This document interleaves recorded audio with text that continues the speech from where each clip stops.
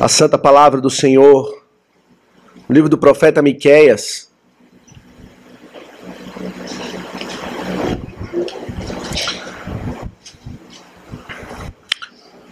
Logo após Jonas, vem Miqueias. Nós estamos fazendo exposição sequenciada de alguns profetas menores. Nós vimos Obadias. E agora estamos vendo Miqueias, ainda estamos no capítulo 1. E hoje vamos considerar os versos 8 até o final do capítulo. Porém, vamos ler todo o capítulo 1.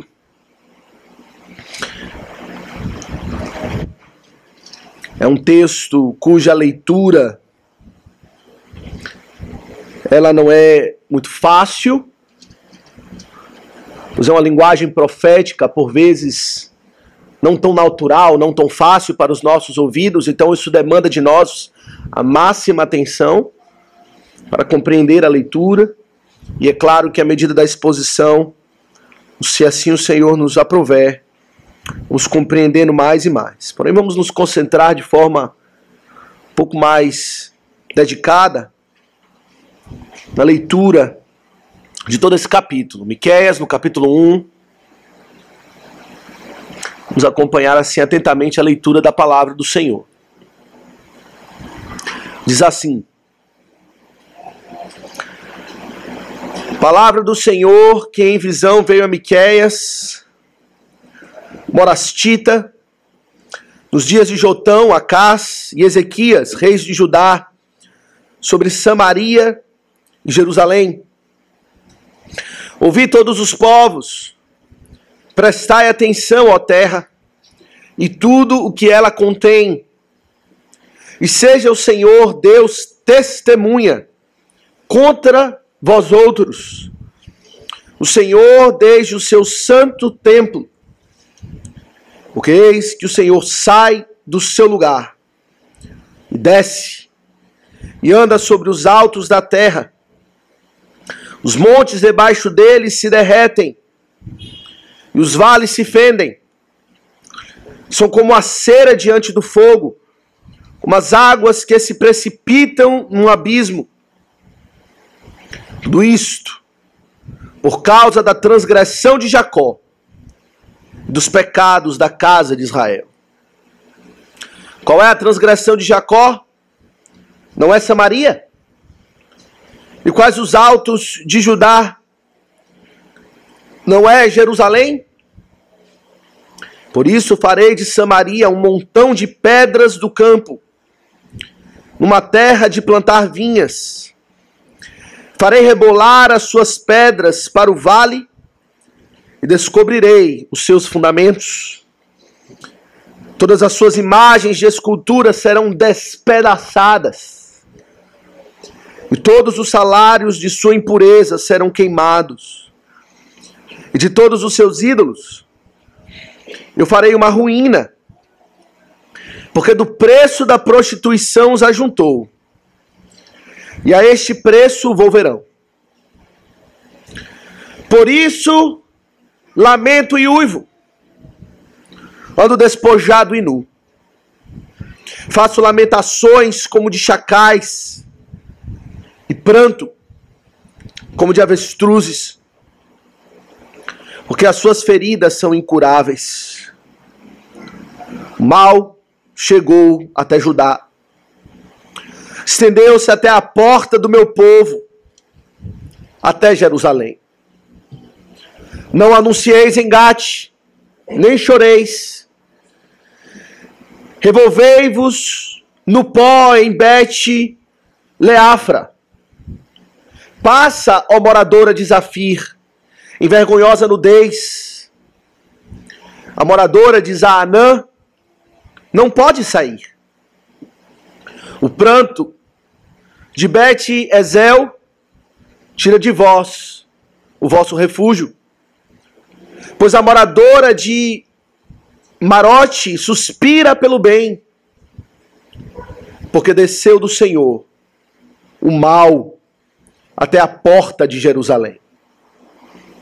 Ata os cordéis ao carro, ó moradora de Laques. Foste o princípio do pecado, para a filha de Sião, porque em ti se acharam as transgressões de Israel. Portanto, darás presentes de despedida a Moresete e Gate, as casas de Aquizibe serão para engano dos reis de Israel.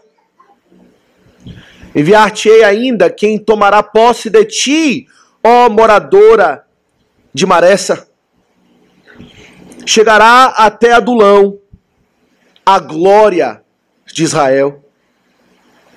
Faze-te calva e tosquia-te por causa dos filhos que eram as tuas delícias.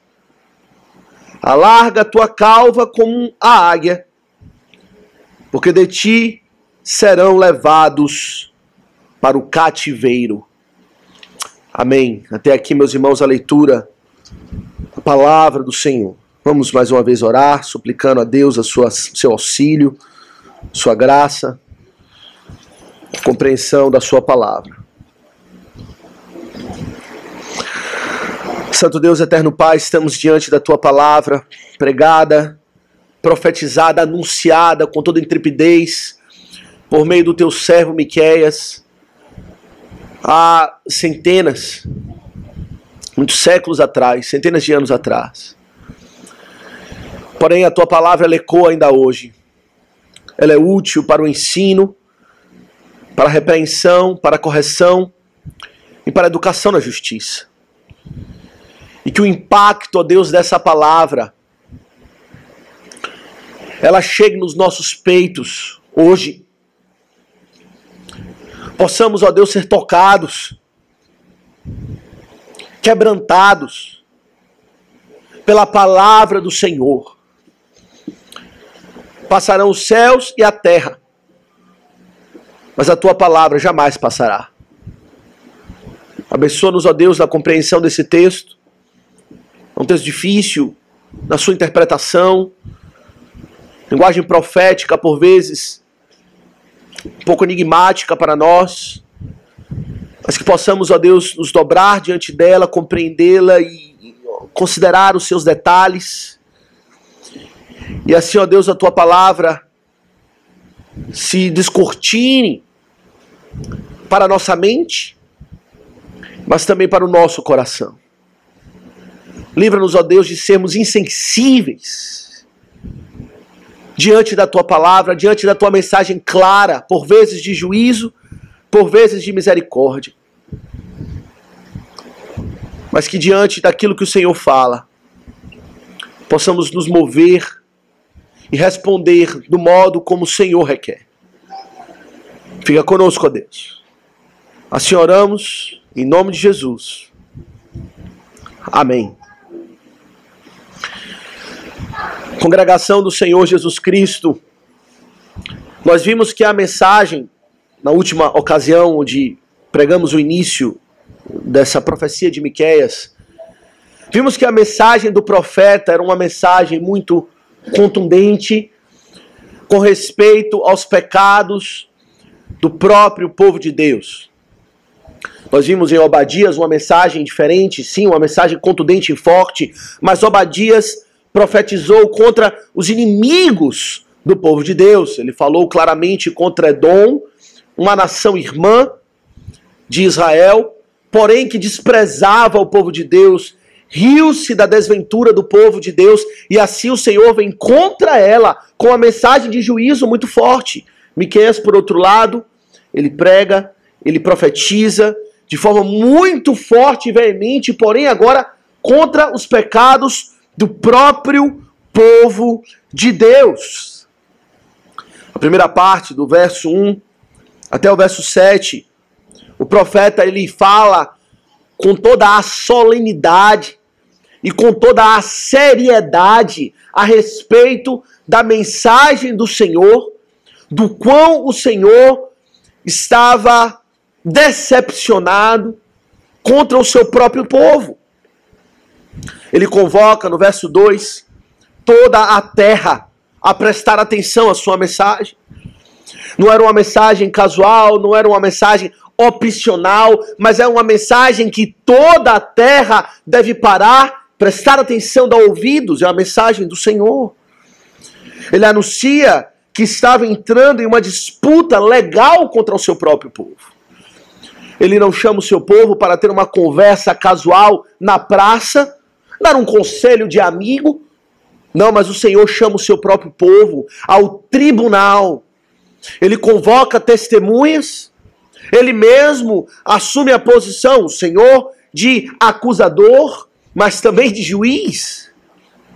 Era uma mensagem que se revestia de toda formalidade, de toda seriedade, e ele anuncia, o profeta, falando em nome do Senhor, em termos muito claros, o pecado do povo, como toda acusação deve fazer.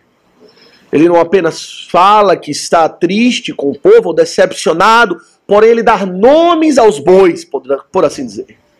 Ele fala com toda clareza, sem nenhum respeito humano, sem nenhuma consideração, sem botar panos quentes, sem dourar a pílula, como falamos. Ele fala do pecado do povo.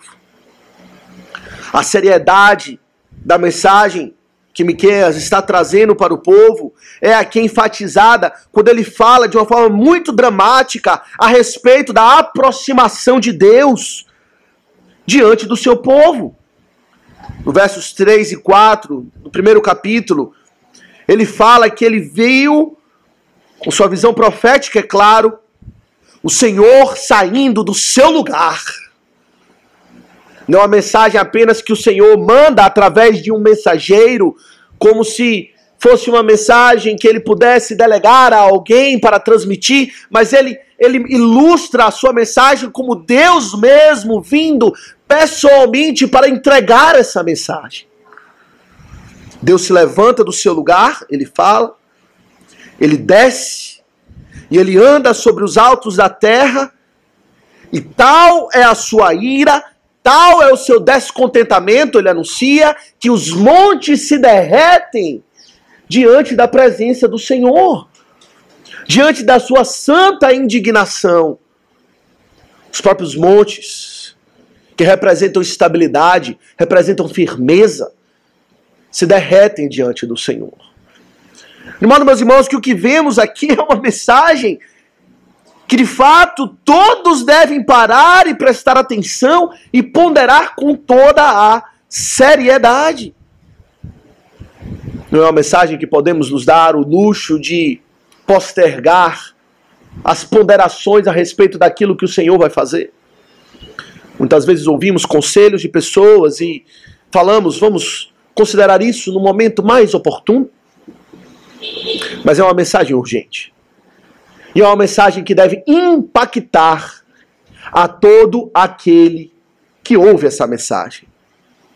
E é exatamente, meus irmãos, falando desse impacto que a mensagem deve ter, que o profeta passa a falar, a discorrer a partir do verso 8.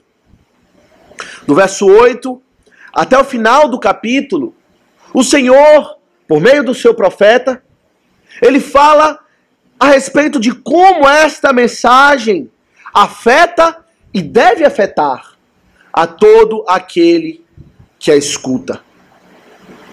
Meus irmãos, a verdade é que essa mensagem é da maior relevância para nós. Nós temos a oportunidade regularmente de ouvir a voz do Senhor,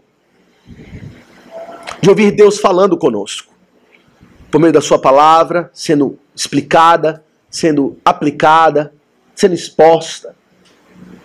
E a pergunta é: como reagimos à pregação da palavra do Senhor? Seja uma mensagem de juízo, como essa de Miqueias, seja uma mensagem de misericórdia da parte de Deus, como reagimos? Nós sabemos que a maioria das vezes é com total indiferença. Podemos até mesmo ficar impressionados com a palavra do Senhor e admirar a sua beleza, pois ela de fato é divina. Podemos ficar tocados momentaneamente, porém a verdade é que na grande maioria das vezes a palavra entra por um ouvido, sai pelo outro, e pouco damos consideração à palavra do Senhor. Poucas vezes a palavra penetra fundo no nosso coração, como ela deveria penetrar. Não só a nossa mente para compreendê-la, mas os nossos próprios afetos, a nossa própria consciência, a nossa própria constituição deveria ser profundamente afetada pela palavra de Deus. E é sobre isso que o profeta fala, do verso 8 até o verso 16. Assim, meus irmãos, então queremos considerar esses versos sobre o seguinte tema: uma mensagem que afeta a todos nós.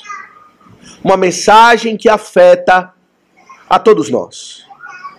Nós vemos em primeiro lugar a reação do profeta, como essa mensagem afeta e mexe com o próprio profeta que carrega essa mensagem, que anuncia essa mensagem ao povo. Nós vemos em segundo lugar como essa mensagem deve chegar aos inimigos do povo de Deus, que zombam do Senhor e do seu povo. E por último, como essa mensagem afeta o povo de Deus, aqui sentado no banco dos réus. Como essa mensagem afeta o próprio povo de Deus, que nesse contexto estava aqui sentado no banco dos réus. Meus irmãos, a primeira coisa então que nós vemos aqui no verso 8, também no verso 9, é como essa mensagem afeta o próprio profeta que carrega a mensagem de juízo da parte do Senhor. No verso 8 nós lemos o profeta Miqueias falando a respeito de si mesmo. Ele diz, acompanhem comigo: por isso, lamento e uivo, ando despojado e nu, faço lamentações como de chacais e pranto como de avestruzes. Meus irmãos, a reação do profeta é uma reação de fato profunda na sua própria constituição. Ele não carrega essa mensagem com indiferença, ao contrário, o que vemos é o profeta profundamente abalado com a mensagem que ele mesmo tem a entregar àqueles que ouvem. Nós sabemos que o foco da mensagem que Miqueias trazia dizia respeito aos dois reinos do povo de Deus que naquele momento existiam divididos. O reino do norte, Israel, e o reino do sul, Judá. A mensagem mais contundente veio primeiro a Israel, cuja sua capital é Samaria. E aqui o profeta, nós vimos no verso 6, ele anuncia destruição total e absoluta sobre Samaria. No verso 6 ele fala que Samaria seria como um montão de pedras no campo, uma terra de plantar vinhas, completamente destruída. As suas pedras haveriam de rolar ladeira abaixo, totalmente destruída pelo Senhor. Porém, se você se lembra, Miqueias, na verdade, ele era do sul. Ele era de Judá. E naquele tempo, os dois reinos, o reino de Israel e o reino de Judá, se opunham um ao outro.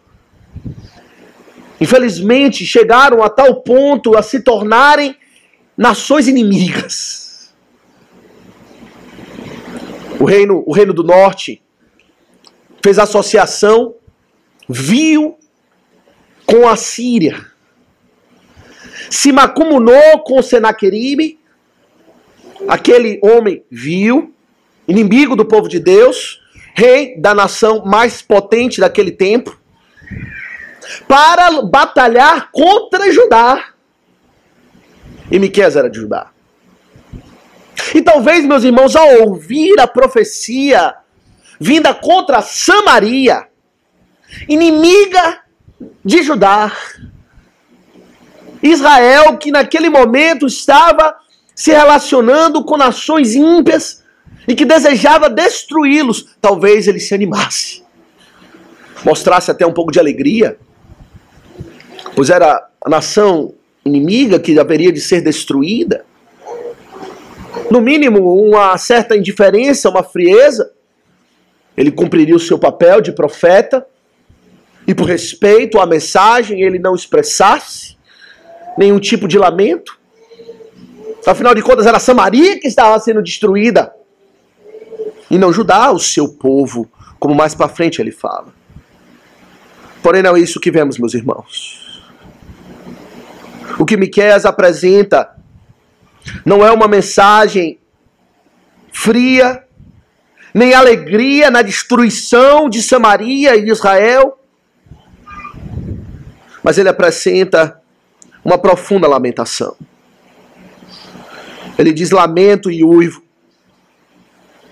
ando despojado e nu, faço lamentações como de chacais e pranto como de avestruzes ou corujas, também pode ser aqui traduzido. A figura que temos, meus irmãos, é de um homem em profunda dor.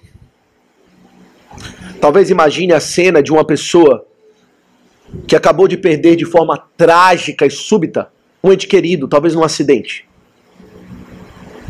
E alguém recebe a notícia: o seu ente querido acabou de falecer, tragicamente. A forma como imaginamos que uma pessoa pode reagir é mais ou menos como Miqueias está aqui reagindo. Ele lamenta, ele uiva, como animais. Ele rasga suas vestes, anda despojado e nu, fazendo lamentações, chorando, pranteando, diante da mensagem que o Senhor deu para ele, para que ele anunciasse a destruição do povo de Deus. Ele não apresenta a sua mensagem de forma indiferente, acadêmica, meramente intelectual, mas ele apresenta com profundo quebrantamento de espírito. Isso nos lembra muitos mensageiros da palavra de Deus, não é? Que tiveram comportamento semelhante. Nos lembramos de Abraão, por exemplo, que orou com grande tenacidade para que Deus não destruísse Sodoma e Gomorra. Deus anunciou a destruição daquela cidade. Abraão poderia pensar: finalmente, Sodoma e Gomorra vai agora ser acabada, destruída, mas não é isso que vemos. Abraão, ele insiste com Deus. Pensamos em Paulo também, que conhecendo o terror do Senhor, conhecendo a ira do Senhor, ele roga para que todos se reconciliem com Deus. Ele não meramente anuncia de forma imparcial que existe um juízo vindo por aí, que haverá de nos consumir até o talo,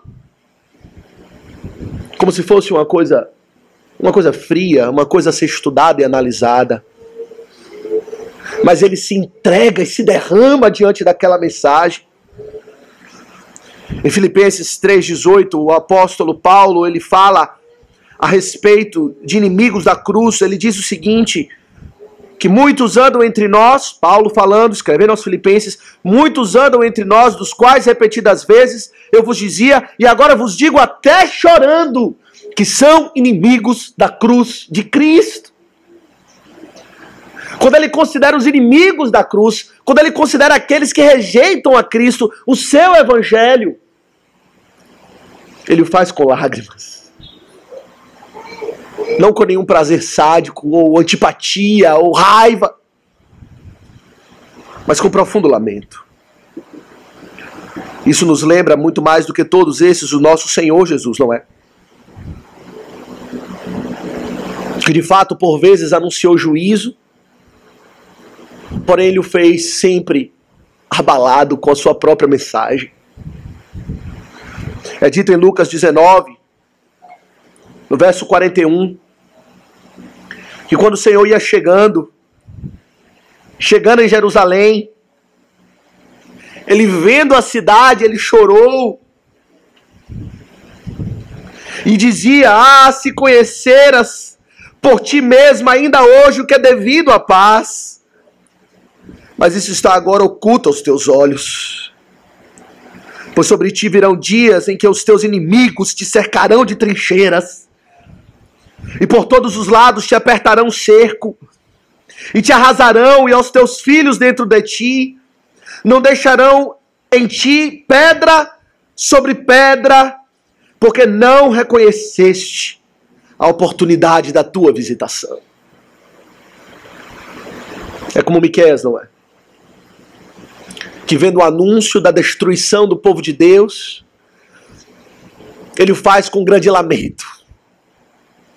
É um homem que tem percepção, assim Miqueias, assim como o Senhor Jesus, assim como Abraão e Paulo, que tem percepção do que significa o juízo de Deus. E ele anuncia não como se fosse uma coisa leve, mas o seu próprio anúncio é carregado do peso daquilo que isso significa.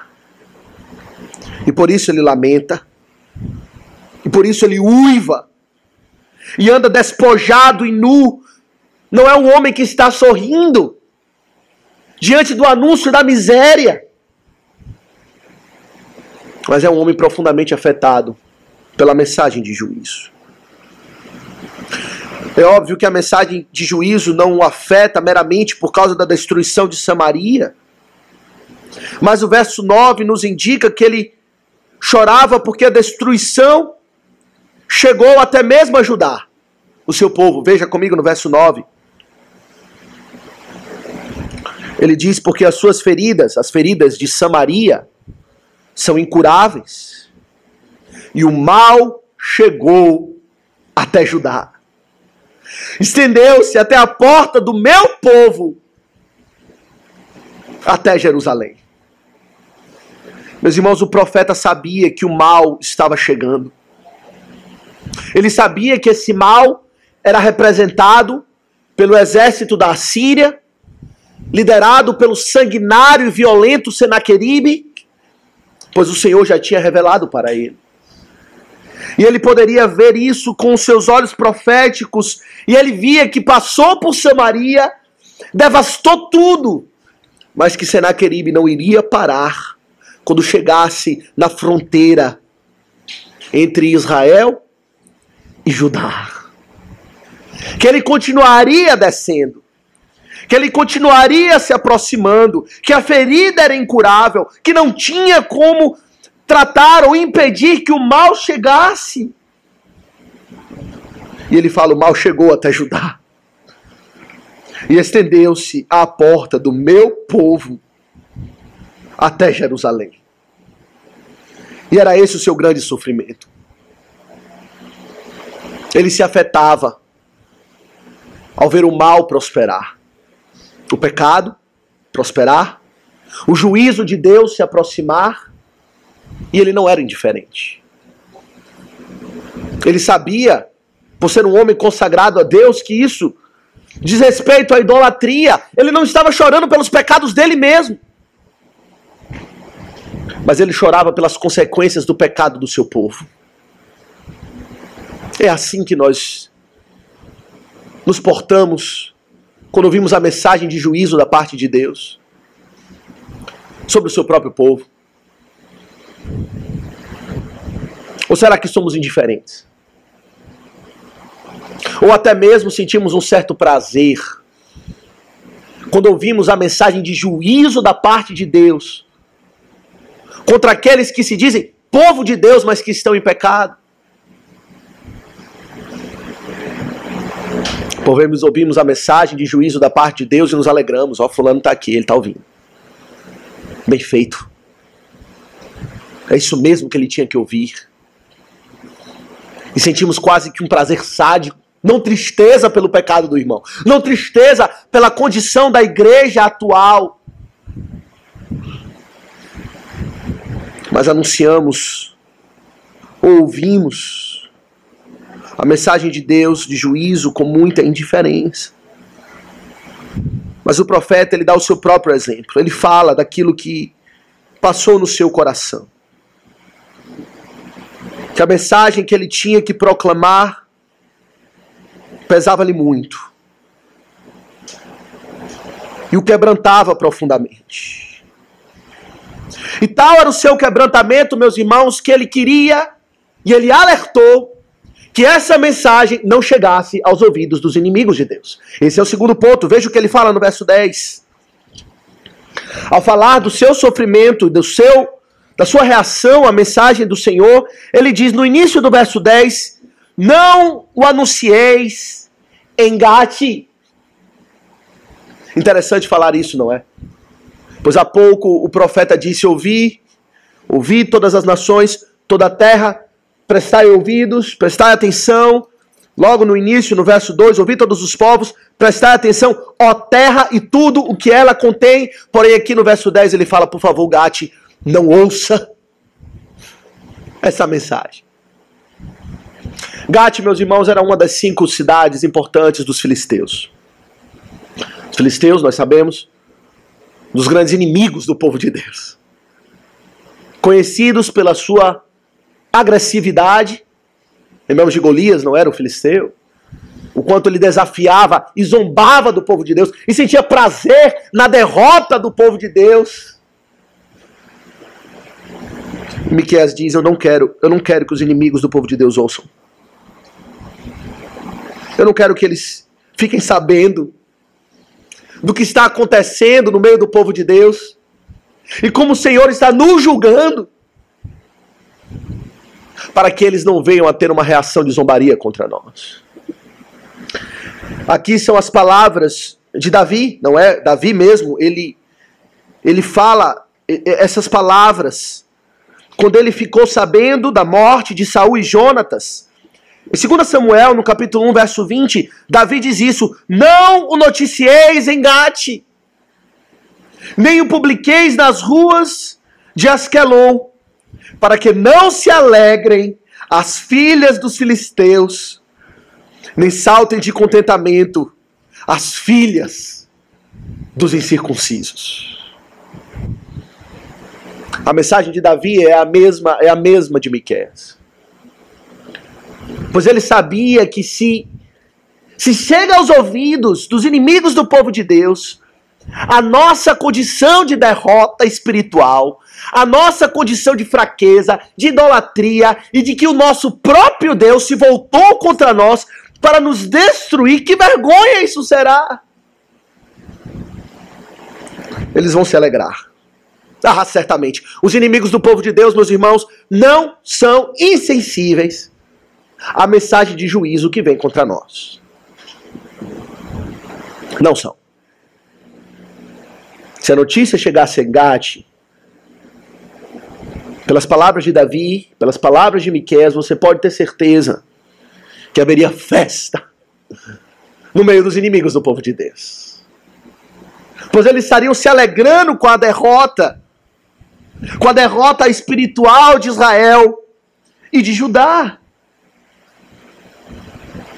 E o zelo de Davi, e o zelo de Miqueias, e o seu amor pelo povo de Deus, faz falar isso.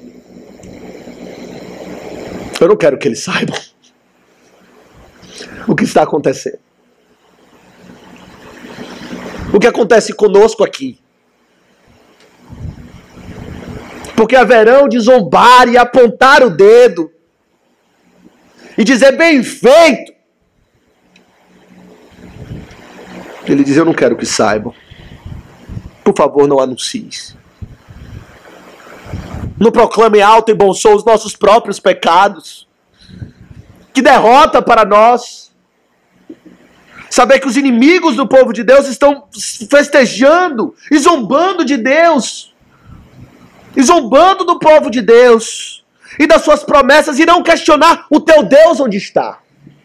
Como cantamos de manhã no Salmo 42. Irão insultar o povo de Deus, como ouvimos na mensagem pela manhã em 1 Pedro. Irão injuriar, blasfemar, zombar, ridicularizar. Pois é isso que eles fazem. Eles não são insensíveis. Nós é que somos. E por isso o profeta diz, não ouçam, não anuncies em Gate. É assim que deve ser também a nossa disposição, meus irmãos. Nosso zelo e amor para com Deus, para com sua obra, para com sua casa, sua igreja, deve nos dar tal ciúme, tal zelo pelo Senhor, que não queremos anunciar os nossos pecados, as nossas derrotas, para que o nome de Deus não venha a ser vilipendiado, não venha a ser blasfemado entre os gentios, porque nós estamos pecando. É triste pensar isso com respeito à nossa própria realidade, não é? Nosso próprio contexto, muitos olhos estão sobre nós, aqui, nossa igreja. Muitos estão esperando a nossa queda, a nossa derrota. Por causa das nossas posições, muitos engates estão torcendo. Quero ver cair. E como é a nossa disposição?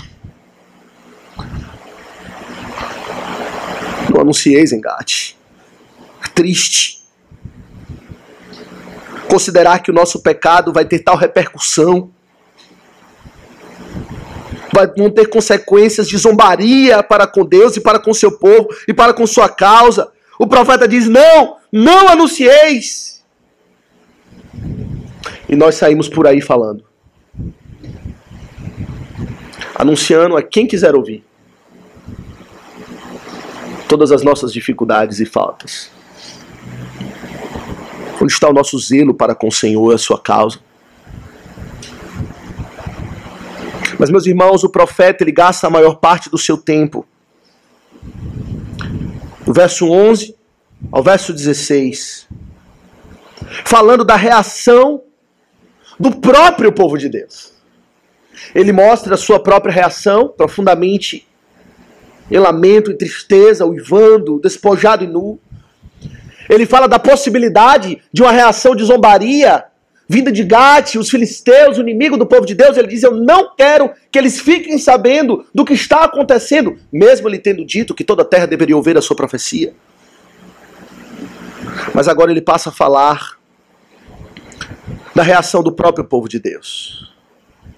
A partir do verso 10, na segunda parte, ele cita várias cidades que fazem parte, cidades pequenas, outras cidades maiores, algumas cidades conhecidas, outras desconhecidas, apenas mencionadas nesse único lugar em toda a palavra de Deus, mas que fica claro o suficiente de que são cidades que compõem Judá.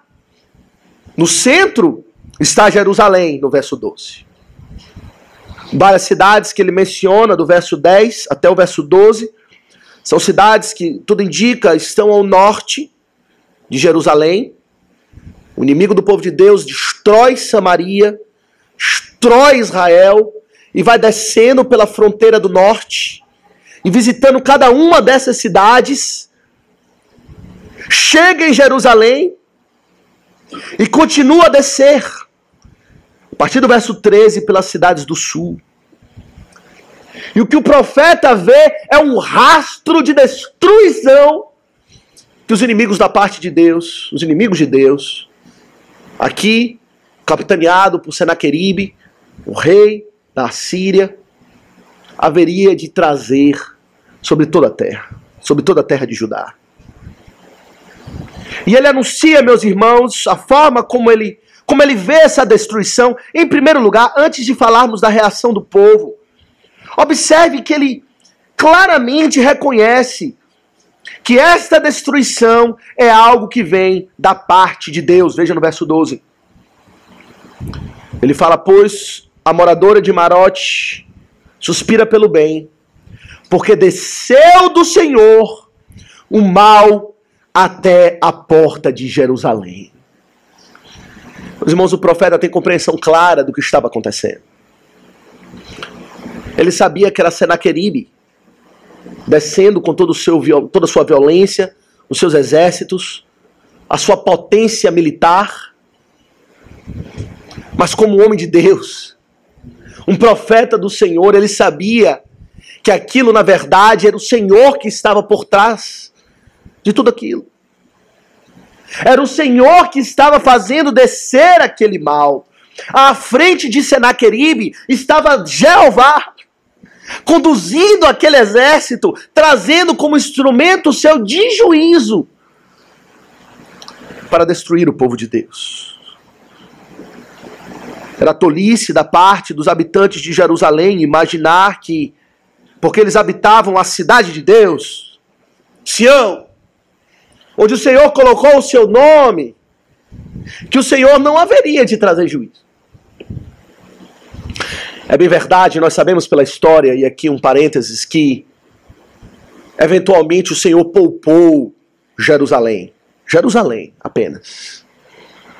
Os irmãos devem se lembrar que mencionamos em Jeremias fala da profecia de Miqueias, e que Ezequias, o rei de Jerusalém, se arrependeu. Ele ouviu a mensagem e se jogou no pó e na cinza. E o Senhor reverteu a situação e poupou, por um tempo, Jerusalém. Jerusalém foi poupada. Mas a destruição veio. Veio em outro tempo, inclusive sobre Jerusalém, mas veio sobre todas essas cidades aqui. E era tolice da parte do povo de Judá, de Jerusalém, achar que estão isentos de sofrimento, isentos de juízo da parte do próprio Deus, porque habitam os templos do Senhor. Quantos hoje não pensam assim? Que usam a religião como amuleto, porque habitam os templos de adoração ao Senhor, cumprem com suas obrigações, entregam dízimo, são membros fiéis da igreja, frequentam os cultos regularmente, que nada lhes acontecerá. Adoram a Deus e adoram as riquezas. Adoram a Deus e adoram o materialismo. Adoram a Deus e os seus prazeres. São idólatras. Porém habitam nos templos e pensam, estão livres. O templo do Senhor, o templo do Senhor, o templo do Senhor está em nosso meio. O que nos acontecerá? Presunção. Como veremos na próxima ocasião, o próprio apóstolo Pedro lhe diz que o juízo chegará primeiro na casa de Deus. Começa por lá. Começa por lá. Começa por aqui.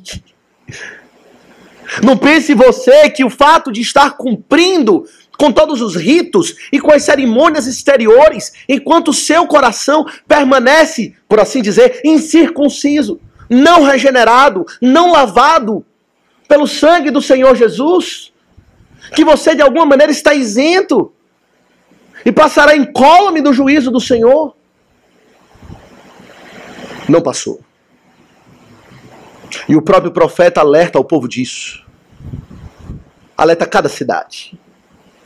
E a princípio, quando lemos essa passagem, quando ele vai citando cada cidade e dando uma instrução, por assim dizer, a cada uma dessas cidades, soa um pouco confuso o que ele está querendo dizer.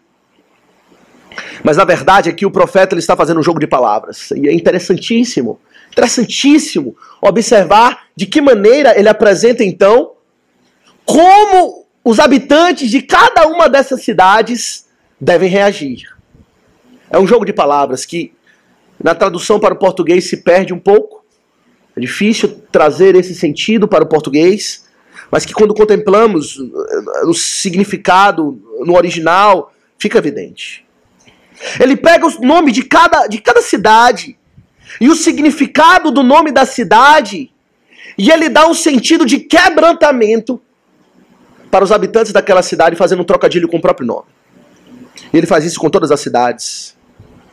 A primeira cidade, no verso 10, é Bet-Leafra. Bet-Leafra quer dizer literalmente casa do pó. Bet é casa. Esse nome você já deve ter visto várias vezes na palavra de Deus. Bet é casa. E Leafra quer dizer pó. É uma casa de pó, era o nome da cidade. E o que o o que o profeta Miqueias fala é: ó habitantes da casa do pó, ouçam a mensagem do Senhor e revolvam-se no pó. Revolvei-vos no pó em Bet-Leafra. Andem quebrantados pela mensagem do Senhor. Mesma coisa ele fala em Zafir. Zafir significa beleza. Ele diz: ó moradora de Zafir, em vergonhosa nudez, passa em vergonhosa nudez. Ao invés de manifestar a sua beleza, o seu encanto, o que você vai mostrar é essa vergonha. Compreenda isso. Não se apegue à sua beleza, mas envergonhe-se diante de Deus, na sua nudez. Zaanã, a mesma coisa. Em seguida, no verso 11. Zaanã significa ir adiante. Era uma cidade que poderia ser considerada como um ponto de partida. Mas ele diz para elas: ó moradora de Zaanã, não pode sair. Compreenda a mensagem de juízo. E que reverte tudo aquilo que você pensou a respeito de si mesmo. Ao invés de sair, você vai ficar trancafiada. As portas da cidade não se abrirão. Bet-Ezel significa casa do lado. Casa adjacente. Onde você poderia encontrar algum abrigo e algum refúgio. Mas ele diz: o pranto de Bet-Ezel tira de vós o vosso refúgio. Não há ninguém ao lado para lhe socorrer. Deus desceu do seu santo lugar. A sua mensagem de juízo é clara: não haverá socorro para esta cidade. Marote, no verso 12, significa amarga. Semelhante ao nome de Mara, aliás, de Noemi, no livro de Ruth, que disse: não me chame mais Noemi, me chame Mara, porque a vida me é amarga.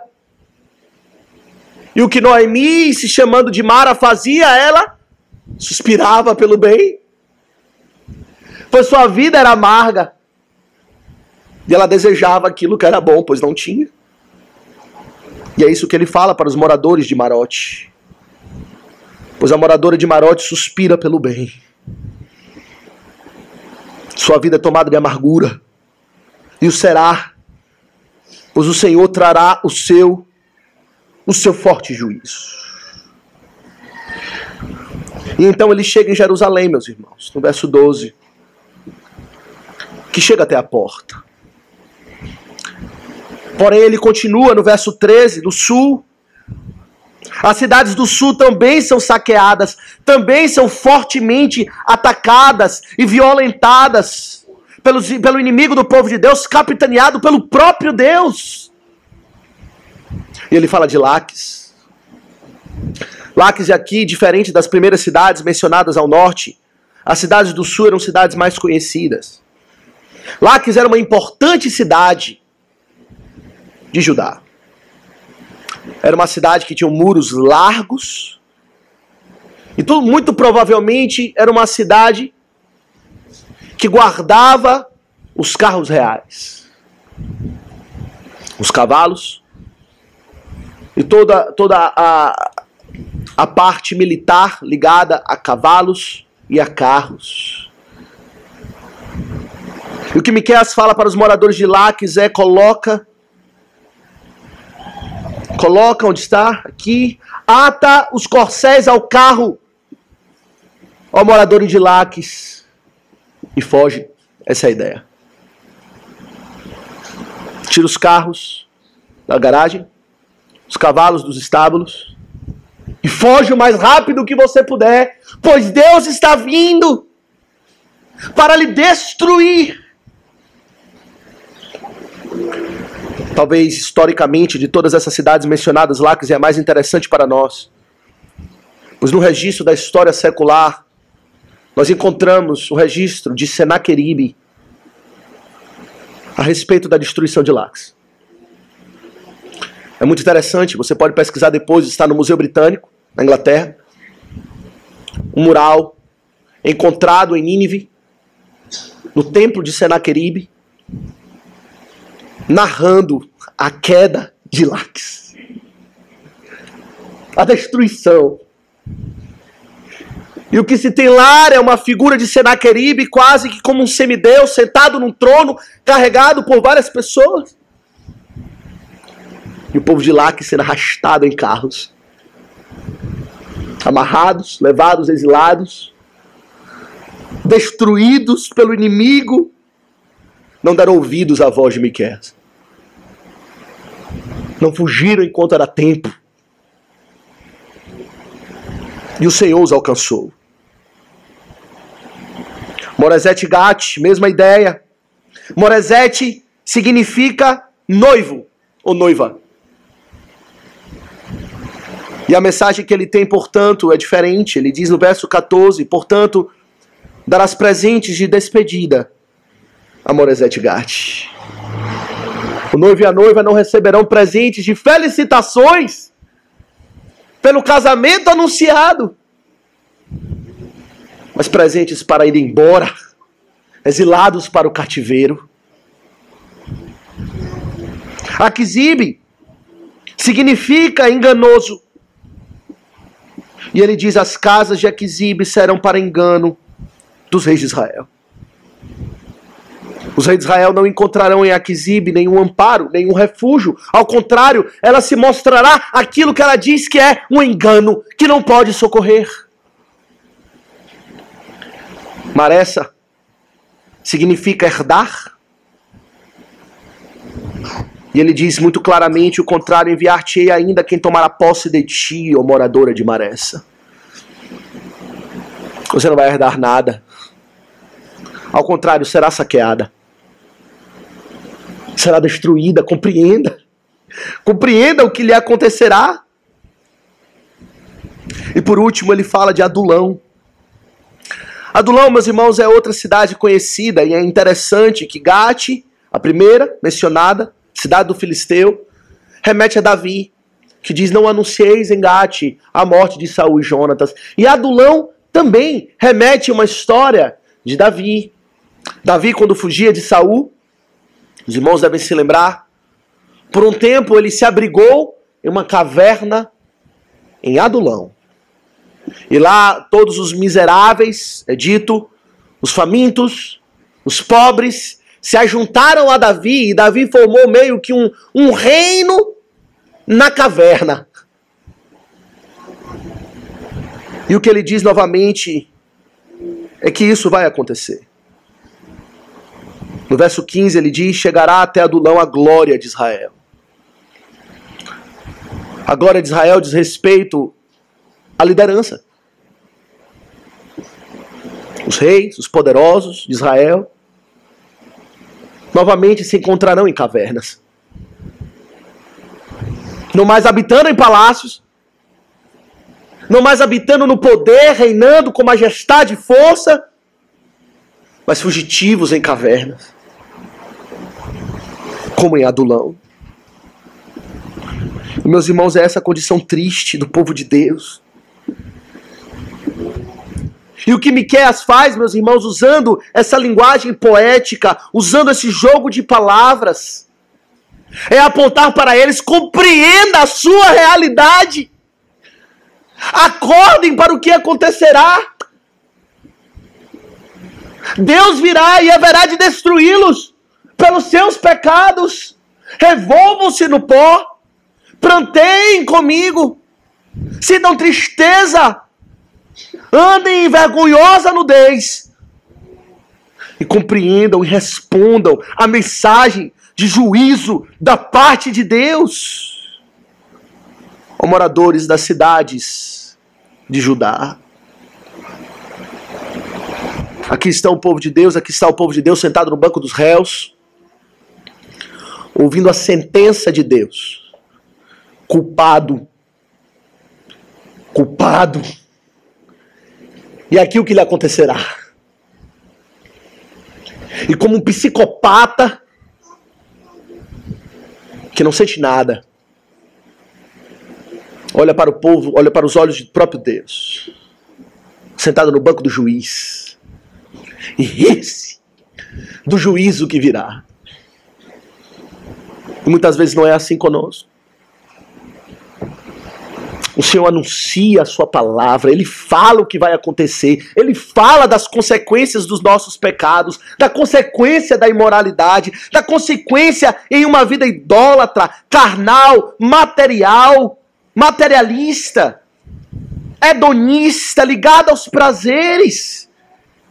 E Ele diz que não entrarão no reino de Deus o que tais coisas praticam, que serão manietados de mãos e pés e serão lançados no fogo exterior, onde o fogo nunca se apaga.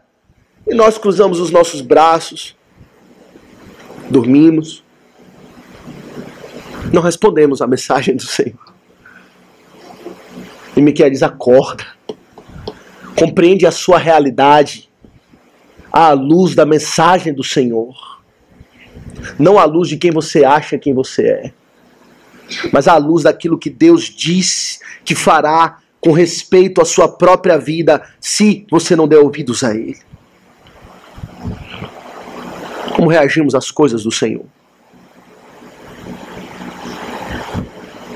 Uma coisa é certa, meus irmãos, segundo aqui a mensagem de Miqueias, ninguém escapará. O que o Senhor falou acontecerá. E de fato aconteceu. Aconteceu exatamente como Ele falou. Há registros disso. E acontecerá também na nossa vida, se não dermos ouvidos à voz do Senhor. O motivo de todo esse sofrimento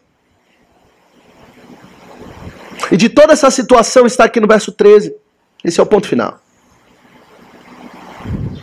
Quando ele diz o seguinte: ata os corcéis ao carro, a moradora de Laques, e ele diz: foste, fala de Laques especificamente, foste o princípio do pecado para a filha de Sião, porque em ti se acharam as transgressões de Israel. O princípio do pecado do povo de Deus estava ali, naquela cidade, Laques. Por quê? Muito provavelmente porque foi ali que eles depositaram a sua confiança. Na força militar que habitava em Laques. Nos carros, nos cavalos. Eles confiavam em carros e cavalos. Confiaram, não confiaram mais em Deus. Tiraram a sua confiança de Deus. E colocaram em ídolos. Colocaram em força militar. Colocaram em coisas humanas. E o profeta anuncia: isso é o princípio do pecado. Quando tiramos os olhos da salvação que vem de Deus, da provisão completa de redenção que vem da parte do Senhor. E não é esse o princípio do nosso pecado. Não é quando tiramos os olhos do Senhor Jesus, a salvação de Israel, a salvação da igreja, do povo de Deus, perfeita e completa em todas as coisas. Quando tiramos os olhos dele, começamos a afundar. E aí está o princípio do pecado. Mais para frente, vamos ver isso em tempo oportuno. O profeta, de forma muito constrangedora, ele pergunta ao povo de Deus: como eu lhe enfadei, ó meu povo? O que ficou faltando que eu fizesse por vocês? Que vocês precisaram de ajudas de outras nações, de outros deuses, ou confiassem no seu próprio braço? Eu não lhes fui suficiente? Ele vai perguntar isso mais pra frente. E aparentemente o povo responderia: não, não me foi. Precisamos de outros deuses. E aí é que começamos a afundar. Meus irmãos, a grande tragédia é quando nós nos esquecemos de Deus. E vivemos a nossa vida não pela fé, como diz o apóstolo Paulo. Esse viver que agora tenho na carne, vivo pela fé. no Filho de Deus, que me amou e a si mesmo se entregou por mim.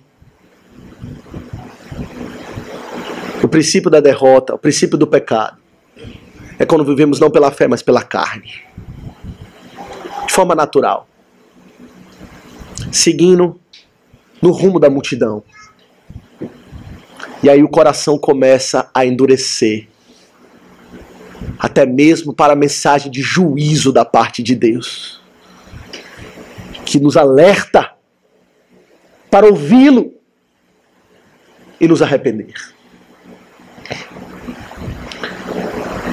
Eu acho que a mensagem principal, a aplicação principal, considerando essas 3 reações possíveis à mensagem do Senhor, é de que precisamos mostrar quebrantamento diante da mensagem do Senhor. E não indiferença. Quando Ele anuncia o seu juízo, devemos tremer.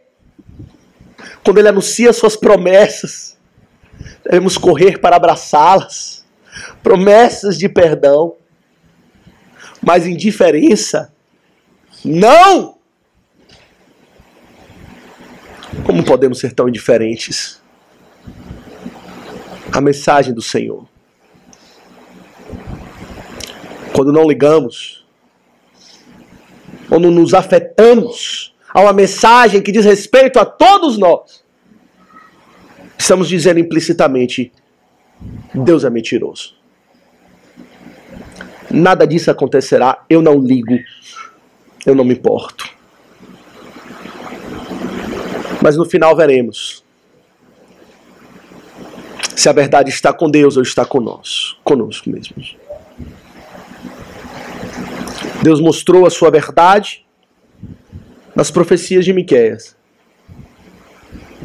E Ele mostrará a sua verdade no final, quando Ele voltar em juízo,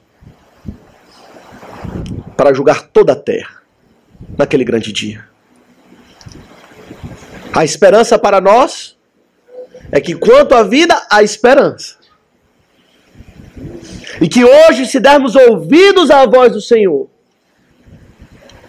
como Ezequias, haveremos de encontrar consolo da parte de Deus.